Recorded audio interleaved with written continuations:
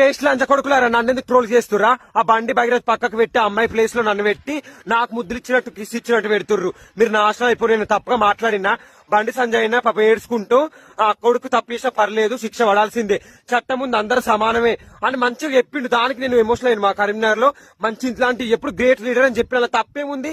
దానికి నన్ను మీమ్స్ వేసి ట్రోల్ చేసి చంపుతుర్రు. లేకపోతే నువ్వు వండుకో ఆయన పక్కన బండి భగీరథ్ పక్కన అంటుర్రు, నిన్ను రేపేసినా అయిపో అంటుర్రు. ఎందుకు నేను చిల్లర కామెంట్లు పెడతారు? మీరు నా హాస్టల్ అయిపోను ఎక్కడుంటావురా చెప్పిసుకొని కొడతా. నువ్వు ఇటు ఆ వీడియో డీలర్ చేయకపోతే నేను ఎంత బాగా అనిపిస్తున్నాను. ఫోటోలు పెట్టి మొత్తం వైరల్ చేస్తున్నాను. నేను తప్పేం మాట్లాడలేదు. ఇట్లా కోర్టు చూసుకుంటది చట్టం. ఎందుకంటే నేను అప్పటికి మైనర్ ను అట్లా చేసుడు కరెక్ట్ కాదని చెప్పిన. ఒకవేళ ఇష్టపడ వచ్చినా కూడా అది తప్పు. ఎందుకంటే సెక్సువల్ అట్లా చేసుడు కరెక్ట్ కాదు. మాకు మైండ్ మెచ్యూర్ కావాలి. మైనర్ ను ఎట్లా ఇష్టపడి వచ్చినా కూడా అది కేసే అవుతుంది. తను ఎందుకు తప్పించుకొని పారిపోతున్నా నేను అడిగినా. అట్లా కూడా నన్ను ట్రోల్స్ చేస్తున్నారు. ఎందుకు ఇట్లా ఎత్తుర్రు? మీరు నాశనం అయిపోను. మిమ్మల్ని కుక్కలు తెంగా చెప్పిసుకొని కొడతా. నా మీద ఇంకోసారి ట్రోల్స్ చేస్తే. నేను తప్పగా మాట్లాడలేదురా. ఎర్రి పుగ్గాలరా, సుల్లిగాలరా చూసుకోండి రా.